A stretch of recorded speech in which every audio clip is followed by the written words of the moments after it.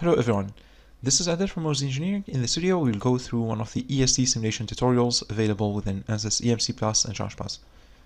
You can find those tutorials by going to Help, Expand Tutorials, under Charge Plus, ESD Workflow, and you can download the materials from here.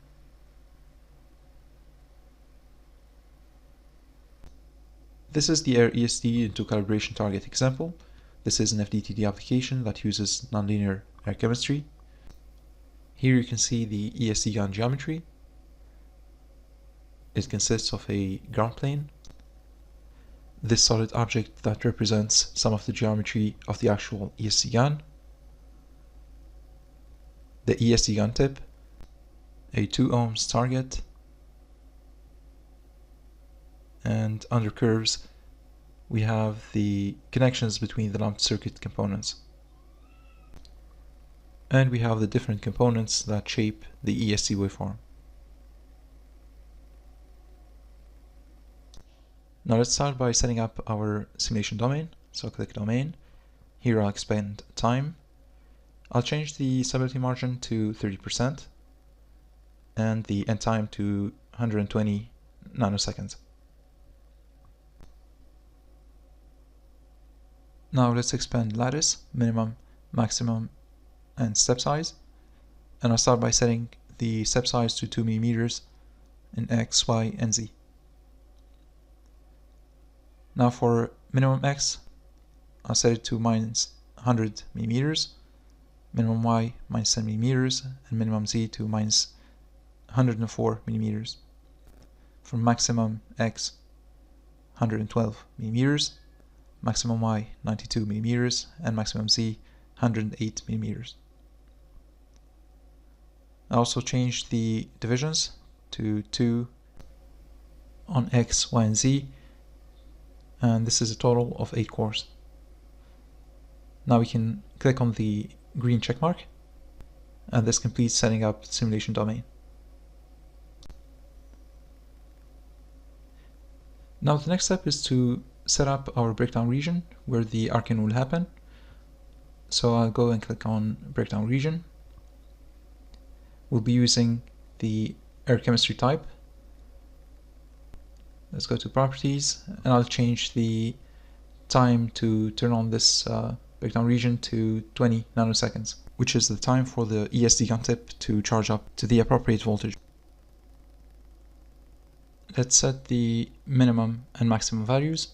For minimum X, minus 6 millimeters, for minimum Y, minus 2 millimeters, and for minimum Z, minus 6 millimeters. For maximum X, 6 millimeters, for maximum Y, 4 millimeters, and for maximum Z, 6 millimeters. Now we can click on the green check mark, and here's our defined breakdown region.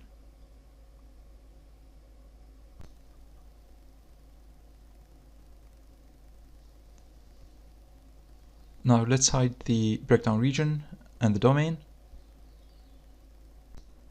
And the next step is to set our voltage source. So here I'll go and click on thin wire source, and under lumped circuit components I'll select source.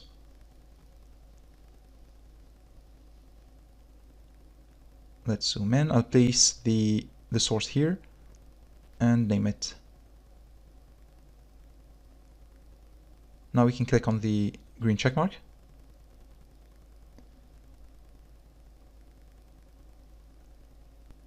And now we need to edit the thin wire radius.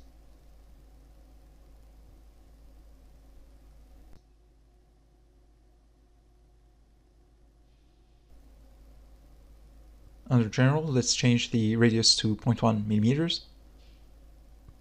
And then click on the green check mark. Now we need to add a signal, so let's select this linear ramp. I'll set the amplitude to 15 kilovolts.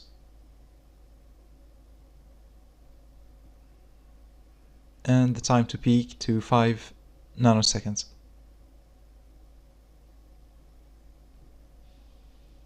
Now we just need to drag and drop this linear ramp under source, and this completes setting up the source. Now it's time to assign our materials. We will assign perfect conductor to our ESD gun geometry and also the connections between the lumped circuit components. So here, let's go to materials, select PEC, and here with this select surface, we will go and select the ESD gun geometry. Let's expand it, and with the select line tool, we can go and select all the curves here.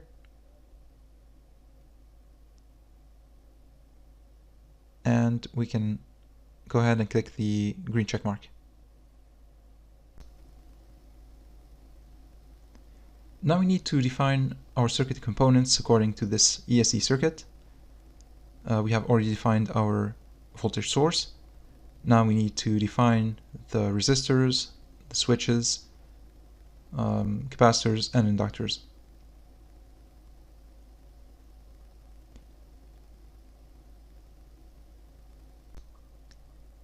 So let's start by defining the switches.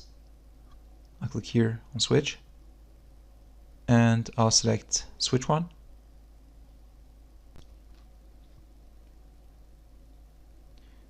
I'll rename it SW1, change the switch type to off, and set the deactivation time to 20 nanoseconds. Let's click on the green check mark, and let's do the same for the second switch.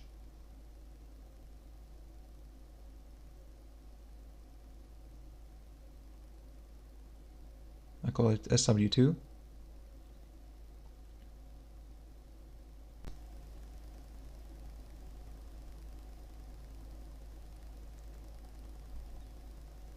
For the other components, we will use the thin wire definition. So I'll click on thin wire. I'll start by defining the resistors. So here I'll select RS1, RS2. Let's call this RS. Under general, let's change the radius to 0.1 millimeters. And here, let's add the terminations.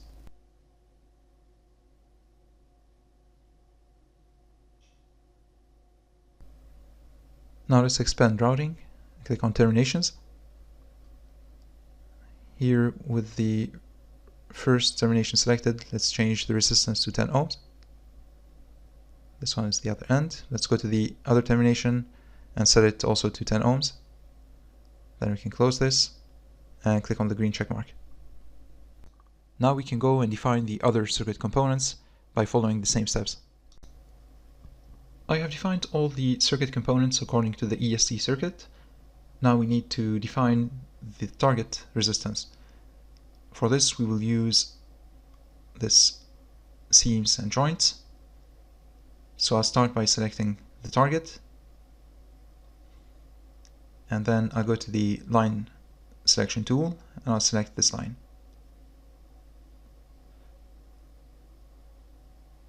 Let's name it R target. Let's expand general and set the resistance to 2 ohms. And now we can click the green check mark, and this completes defining the target resistance.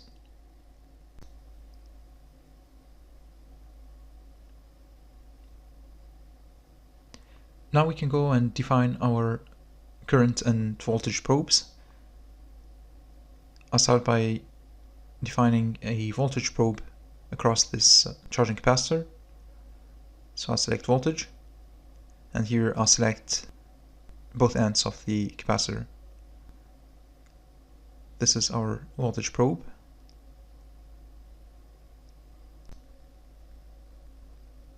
I'll rename it charging voltage.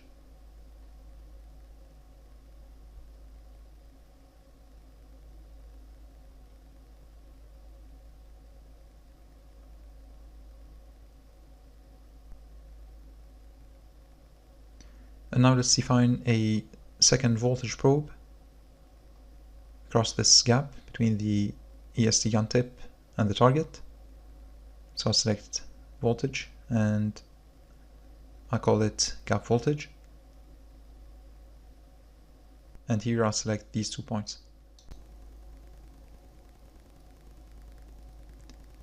Now let's define a current probe on the ESD gun tip. So I'll select current.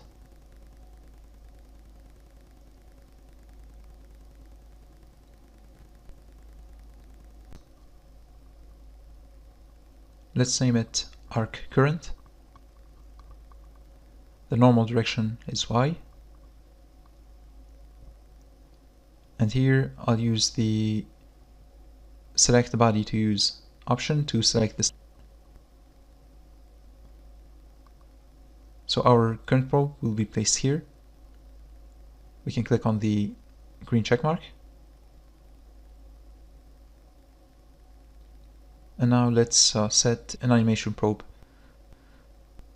So let's go and select animation. I'll call it animation. For the probe type, I'll select normal electric field and I'll select this animation plane.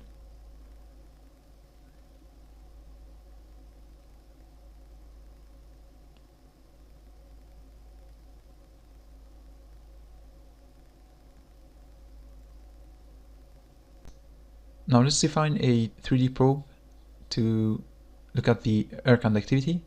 So I'll go to Field, select 3D probe. Here I'll set the type to air conductivity. I'll call it 3D. And I'll select the target and use the arrows to set up our 3D probe. Now let's expand time, start, step, and end. I will set the start time to 20 nanoseconds. For the step, I'll set it to half nanoseconds. And for the end time, I'll set it to 60 nanoseconds.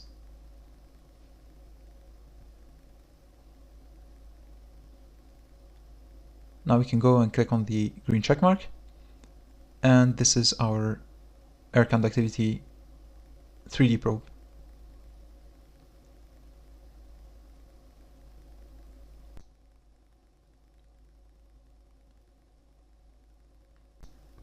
Now before meshing the model, we need to set a variable grid to resolve the 2 mm gap between the ESD gun tip and the target. So here I'll go and click on variable grid. I'll select the target and I'll use the arrows to set up our variable grid.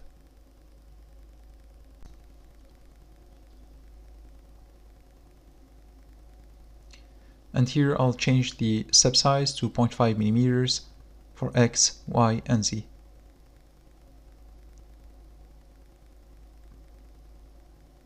Now we can click on the green check mark.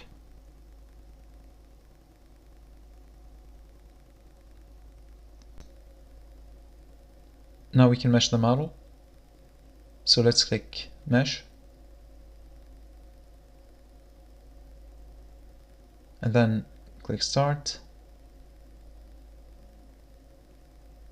And I'll click run to start the simulation. Once the simulation is complete, we can go ahead and view the results.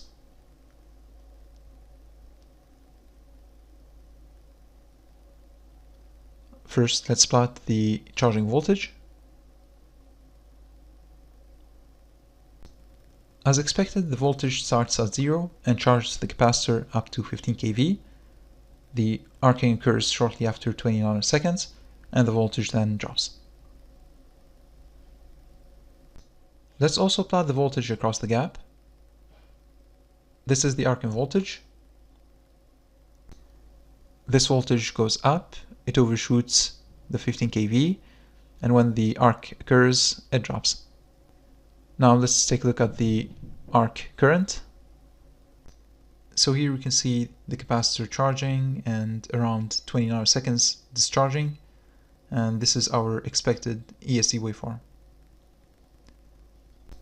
Let's also generate an E-field animation using our animation probe.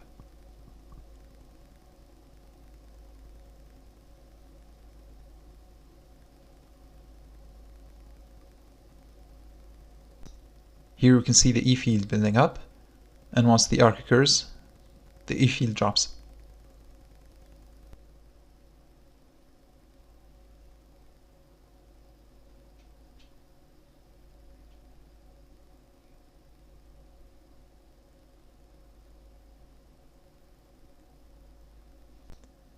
Now let's take a look at our 3D probe results. So I'll go to 3D, click Visualize 3D. Here I'll select the last time step and click Visualize Results. Let's click here to plot the air conductivity.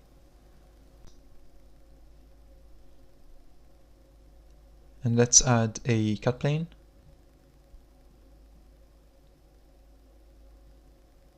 Here we need to rotate it 90 degrees around the x-axis.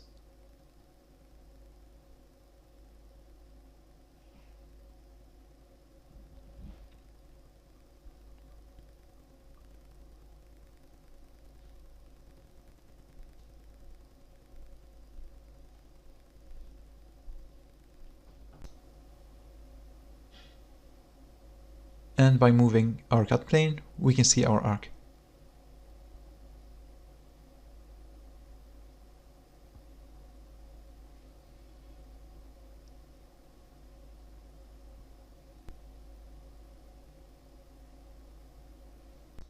In this video, we went through the Air ESD into calibration target tutorial. Thanks for watching, and see you in the next video.